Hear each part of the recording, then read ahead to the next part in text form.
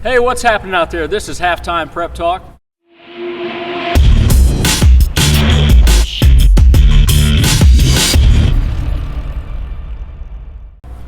HTPT is sponsored by Fannin Automotive Family. I'm Aaron Snyder. I'm here with Matthew Sparks. You're watching us on dailyindependent.com. We're at the Greenhouse, which is Matthew Sparks' home away from home, isn't it? Yes. And you're going to be here next week covering the 63rd District Tournament. Both the girls and the boys will be playing here. We're going to talk to Harold Tackett here in a little bit, the Musketeers coach. We're also going to bring in Gage, Hughes, and Austin Grooms, two of the standouts on the boys basketball team for Greenup County. So right now, check out the Chick-fil-A ticker. You can see all the district tournament schedules involving local teams, northeastern Kentucky teams, which spreads out over 6 districts. You have the 57th, then you have the 60th through the 64th. So a little spring in the air, I think, outside, a little extra spring in our step because we're getting ready to cover the postseason basketball, a little extra spring in the player steps because, I mean, region tournaments on the horizon. This is a great time of year. There was a lot of spring in my step too until I became under the weather this week. So that's why my voice seems a little deeper this week. Okay. But I'm here, and nothing will perk you up more than a little postseason basketball. That's right. Well, let's go to balls in their court. Let's get right to it. And since Zach's not here with us today, I'll give a game ball for him too. Oh, is Zach teaching again? Zach's teaching again. Goodness. Yeah. Again, I can't reveal the school because, like I said before, and he hates this joke. That's why I'm saying it again. Parents will never send the kids to the school. Exactly. All right, so I'm going to go with my game ball first, though. I'm going to give mine to Russell's Madison Darnell. She's had a great week. She had 26 points against Johnson Central. She followed that up with 24 against Boyd County. Both of those were wins for the Lady Devils. Darnell had, like I said, 50 points combined in those 2 games. And she was 12 of 14 from the free throw line. She added some rebounds in there. So she and Maggie Jackamstuck have a really good thing going on for Russell right now. How about you? Well, I didn't see a lot of basketball this week, but I did see a great game. A week ago Friday now. I'm going to go with Ashland's Julia Parker. Okay. Hit 3 clutch free throws at the end of that game in the upset of Russell, a rival, of course. And folks, she's an 8th grader. Got fouled in the final minute. Calmly stepped up like she's been there 100 times before, and hit all 3 free throws. It probably didn't hit rim on any of them. Yeah. She really provides an offensive punch off the bench for Coach Bill Bradley. She's just a fearless player for that age. Wow. And we'll give it to her. Yeah, when I was about 13, I got nervous shooting in gym class in front of people, let alone in front of a crowd in a varsity game. I was worried about what video game I was going to play that night. Well, I wasn't worried about my jump shot then. What were you playing then, like Nintendo? Or? Yeah, Super Mario Brothers. We're going back a little ways, aren't we? Yeah, Atari maybe. Back on point here. For Zack Klemme, who, like I said, isn't here today, he wanted to give his game ball to Chase Hanshaw from West Carter. He had a couple key 3-pointers. He's been a good role player for West Carter as a senior. He hit those 3-pointers against Morgan County. Huge win for the Comets because it gave him the #1 seed in a really tough district. And we're going to get into that a little bit more here in just a bit in our 3-point shot. But Chase Hanshaw, Julia Parker, and Madison Darnell, all those deserve game balls. And I'm sure there are a slew of others too. Yeah. But let's move on to 3-point shot. And in 3-point shot today, we're not going to go game by game because we don't know what matchups might happen. Yeah. Instead of that, we're going to go top 3 storylines in district tournament week for the boys and top 3 for the girls. Okay. So let's start with the boys. You look at the 62nd district, which is going to be at Elliott County, and you have a Morgan County, Elliott County rematch, which they met in the 16th region championship last year. And now one of them isn't going to make it to the region tournament. The last time that happened was when East Carter didn't make it after they won in 2010. It's kind of fun to see a region championship game meet in the district semifinals. That means the region final will not make it to Moorhead this year. These 2 teams are very familiar with each other. Right. They've played 7 times in the last 2 seasons. Yeah. Morgan County beat Elliott twice this year, but I think Elliott County was going with a little spurt at that time. I think they lost 6 of 7. Yeah. I think Elliott County now found themselves again. I think that the postseason, I think they're going to start their march with Morgan County. And of course, they're home in Sandy Hook, so they have a little bit of a home court advantage there. That's a tough gym to play in if you're an opponent. And East-West, I mean, in that district, East is very capable of an upset of West Carter. Yeah, I think this district is probably the top to bottom the best district in the region. I think and you cannot give up on East. East has a lot of injuries this season. lost Cameron Sparks, their top returning scorer, to a Achilles tendon injury. Very early in the season. Before Christmas, I think. Yeah. But they remain competitive with their defense, and I don't think Jerry Webb will overlook them one bit. Well, what about the 64th district? You have Ashland and Fairview won against each other in the first round. Fairview's kind of had trouble getting over that mental hurdle against Ashland, but they've shown that they're capable of at least competing with them. They almost beat them earlier this season. They beat them twice last season, but they couldn't beat them in the district tournament. Ashland's been kind of sputtering a little bit of late. They lost 4 in a row heading into the Friday night's matchup against Russell. So do you think the Tomcats can hold off Fairview again and when it counts in the postseason? I think so. When you look at the Tomcats, I think you got to look at the job Jeremy Howe's done in his first year of coaching. Really changed the culture of that team. Only won 5 games last year. I think won more than triple that this year. Yeah, already 15. 15. Sorry, more than double that. I'm sorry. Exactly triple. Triple. Yeah. Okay. You're on it. Christian Villiers said too in a piece that Zack Klemme did in the paper earlier, said that season last year prepared them for this season, and that's made them a more stronger team. And I think you're going to see that too in the district tournament. Yeah, and then you got to go right here for the third storyline. You look at Lewis County, and they've been struggling a little bit. They lost to Fleming County. They barely beat Bath County in overtime recently. Trent Walker's back for them, though. He scored 29 against Augusta the other night.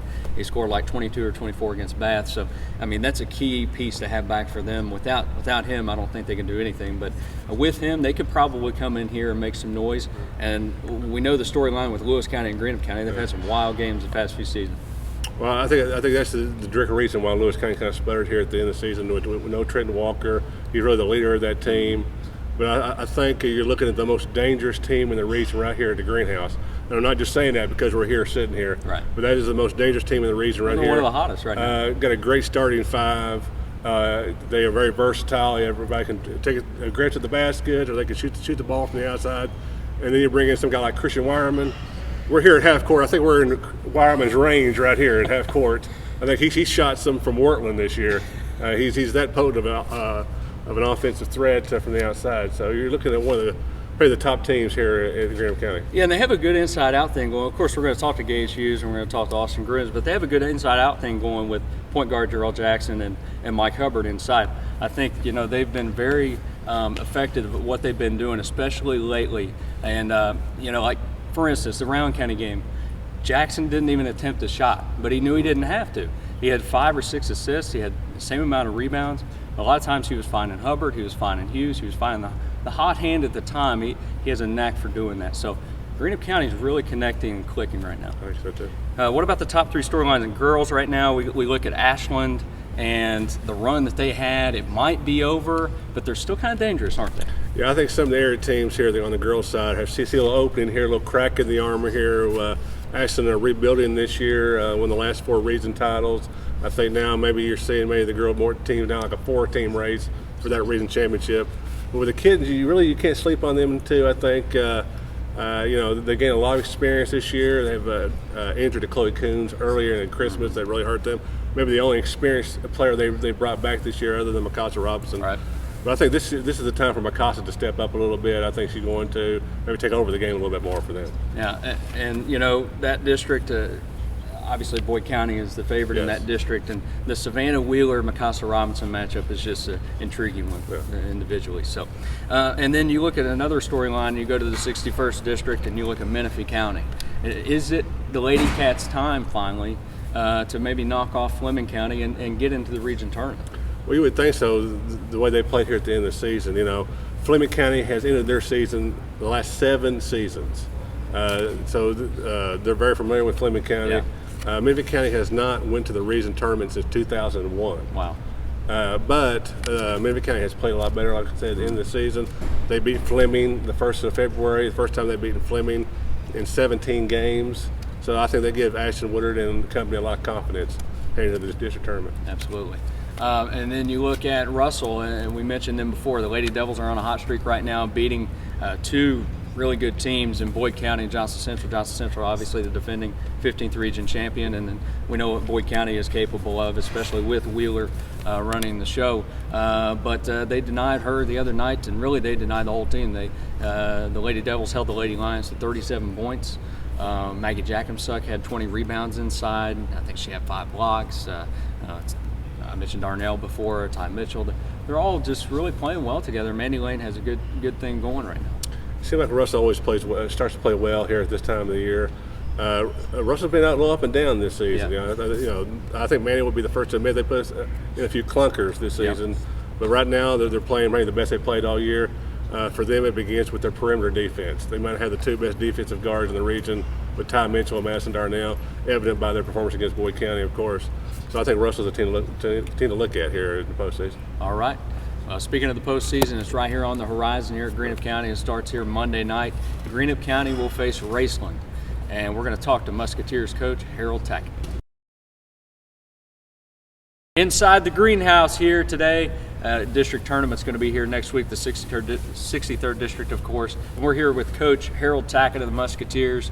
Coach Tackett, it's been a good season for you guys. You guys are 19-9, go into the district tournament on a 6-game winning streak. Can you imagine a better run to go in on? Yeah, we're excited. We've been playing really well here late, and if you look at the wins that we've had this year, they've been quality wins against quality opponents. We fixed a really tough schedule for this bunch, just to get them tournament tested, and we have. And you're right. I looked at our schedule in February and it was absolutely brutal. But the kids responded and played well. When you first took the job a few years ago, I guess 4 years ago at this point, you told the then freshmen that you would stick with them until their senior night. And just the other night was senior night. So you made it those 4 years. What's the relationship between you and the seniors like?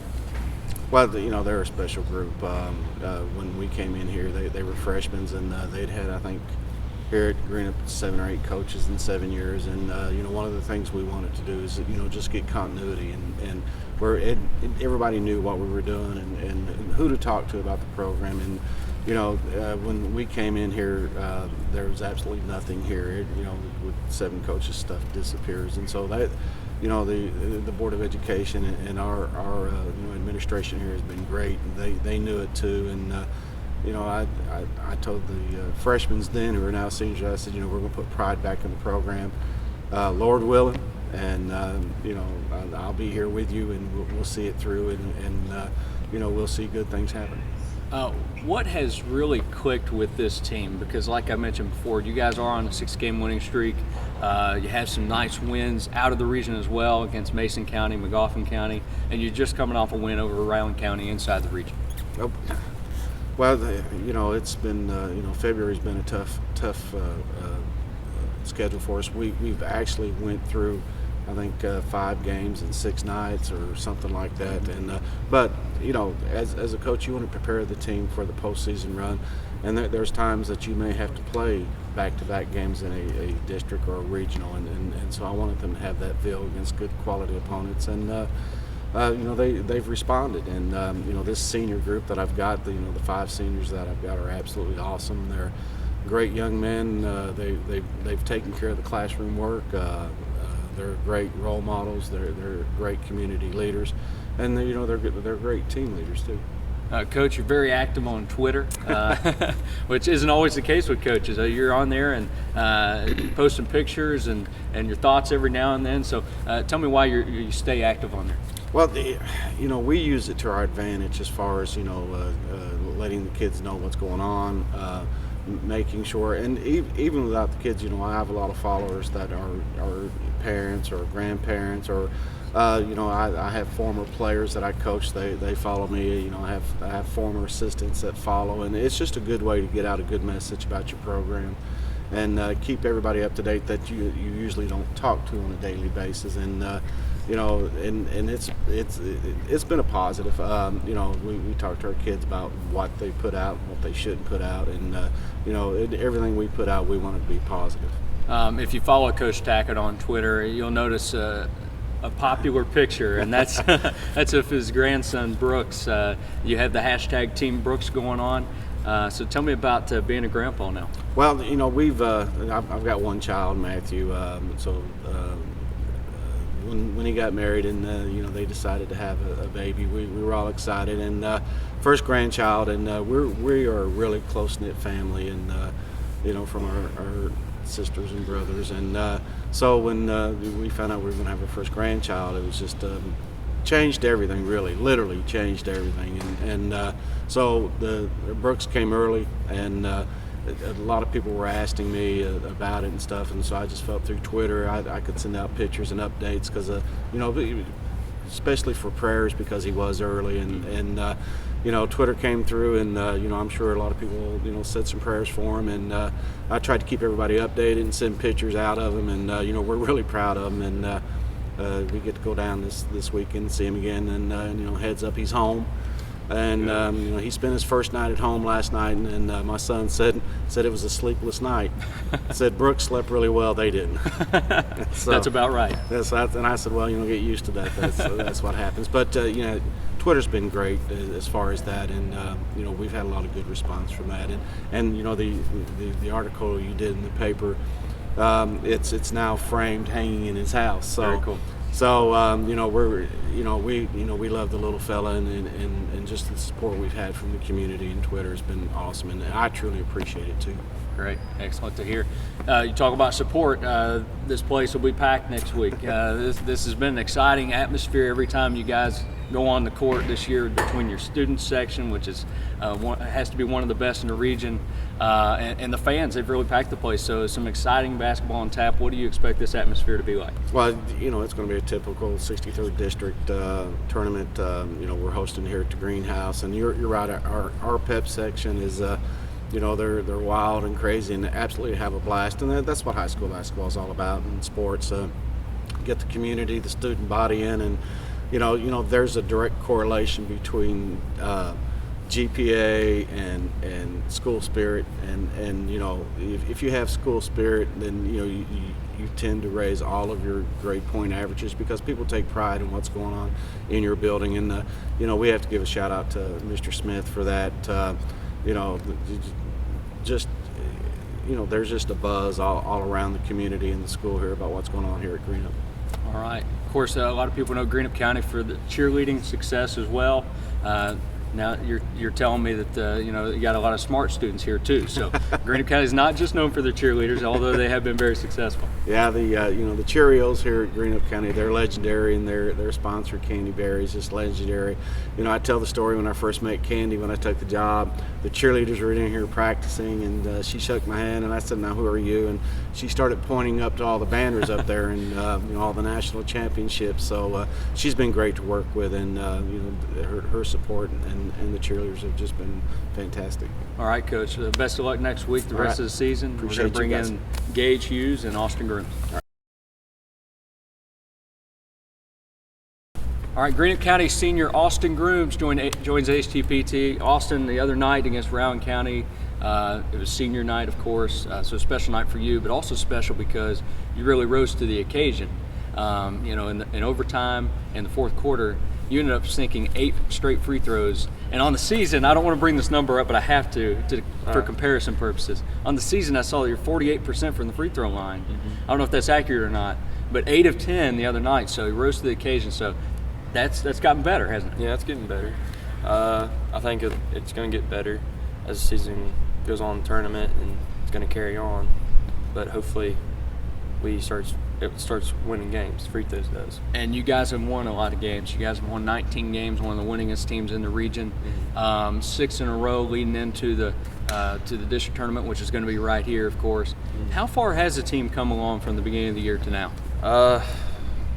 We started out really good, 4-0, and we had our ups and downs. We had struggling with moving with our offense, defensively, and we just got to get better at rebounding.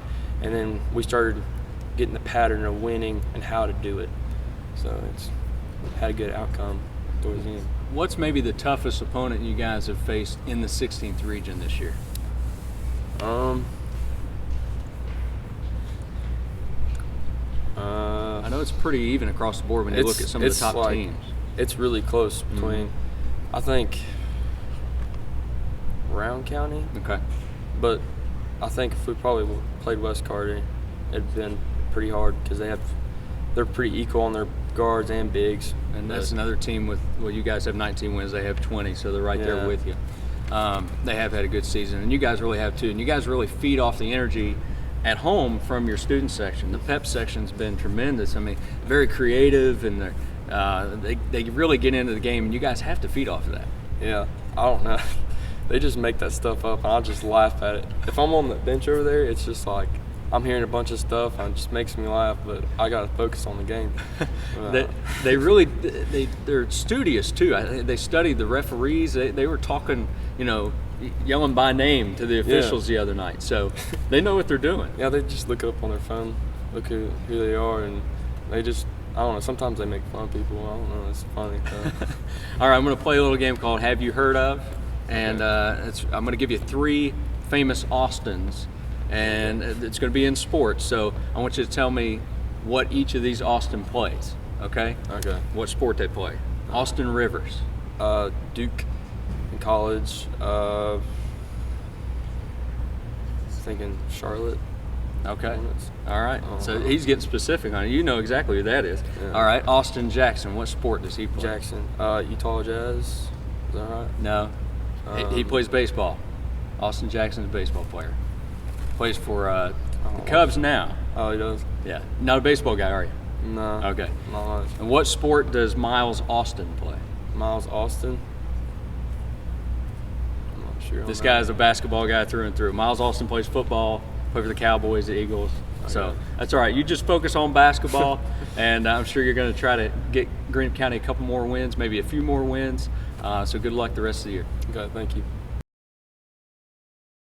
Greenup County sophomore Gage Hughes now joins us, and you might know Gage Hughes for his three-point shooting. He's shooting well over 42, 43%, somewhere around there. Been pretty consistent all season. It seems like you have that kind of rock star demeanor out there. You're very confident.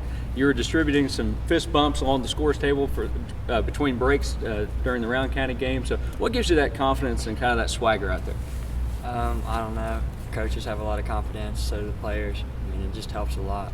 And with the fist bumps, it started at Boyd County, and it's just superstition carrying over. So superstition thing. Is that something you do in baseball too? Is there some superstitions there? Because a lot of baseball players are kind of superstitious. Yes, sir. Always. All right. What are some of the things you do in baseball? Just with the batting gloves, I'd tighten them twice, or just routine at the plate, just anything like that. What was last season like on the baseball diamond? You guys went all the way to the Final Four. How can you describe that? Oh, it was great. It's one of the best times of my life. I'm hoping to get back there this year. Obviously, you play shortstop. What's your favorite sport, though? Is it baseball or basketball, or does it depend on the season? Ooh, that's a good question. Depends on the season, really. Okay. You got Like them both. You got a favorite baseball player? Derek Jeter, Okay. I can kind of tell that from the way you play. And what about basketball? Larry Bird. Larry Bird. Okay. You're going to make Matthew Sparks very happy. That's his idol right there, Larry Bird. Hey, I want to ask you real quick, a quick either-or question. I played Have You Heard Of with Austin Grooms there. How about either-or? I'm just going to give you one thing. World Series tickets or the NCAA Men's Final Four tickets? World Series. World Series. All right. Now, next week, district tournament right here. What do you expect the environment to be like here, and what do you expect from your team? You guys are really on a roll right now. I think we've had a good week of practice preparing for this, and I think we have some of the best fans around. Wouldn't trade them for anybody. All right, Gage, best of luck the rest of the year. Thanks. Thank you. Okay, time for two for the road. Matt, take the wheel. Well, I thought since we're at the greenhouse, I'm going to talk about another big green team down the road in Huntington, West Virginia. If you haven't paid much attention, Marshall has really stepped up their game in conference play after a 4-9 start. They beat Charlotte Thursday night to go 10-3 in the conference. Their best Conference USA start ever. They actually kind of resemble a tournament team right now, if you want to be honest with you. They've got to win the conference tournament, though. Yeah, they got to win the conference tournament because they are not going to get out at large bid. My man James Kelly making a stake to be the player of the year in the conference. You guys tight? Yeah, we're tight. Yeah. Made to be player of the year in the conference. Against Charlotte, had 27 points, 23 rebounds. Marshall's first 2020 game in 43 years. So there you go. Wow. How would you like to be Marshall's scorekeeper right now? Yeah, Marshall. Busy man. Yeah, Marshall plays a very entertaining style of basketball. If you like points, you need to watch Marshall. No doubt. A couple of inspiring stories. One not too far down the road on US 23 when you look at Johnson County that I've been working on this week is a story about Mason Blair and his family and everything that they've gone through at Johnson Central. He lost his sister in a car accident last August. And, he's really played well this season. I think basketball's been a good outlet for him and his brother Jarrett and their dad Eddie, who's an assistant. It's really a family affair when it comes to Johnson Central hardwood for the Blair family. And they've kind of used basketball and of course their faith to overcome a really tragic event that happened last August. And then you look on a national level, a similar story to that. You look at Oklahoma City Thunder's assistant coach Monty Williams, and he delivered such a kind of a jarring speech the other night. Just had everybody talking about it because of just the way he is coping with the loss of his wife, who died in a car accident. And just very inspiring message from him as well. I think that's one of the great things about sports, because you're with these guys, your teammates and your coaches so much. They actually become more like family too. Yeah. So it gives you some more people to lean on in times of tragedy. Right, and not just your own team. Yeah. I mean, you have the coaching family. 'Cause you had coaches and team coaches and players, from other teams. Yeah. Right there in support of Williams as well. So that was good to see. All right, district tournaments on the horizon. Keep an eye on the Daily Independent for coverage, and we'll be back, I guess, at the region draw, won't we? Yeah. We're going to put a little something together for you, so just keep an eye on that as well. From Matthew Sparks, I'm Aaron Snyder. Thank you to Greenup County guests Harold Tackett, Gage Hughes, and Austin Grooms. HTPT is sponsored by Fannin Automotive Family. We'll see you next week.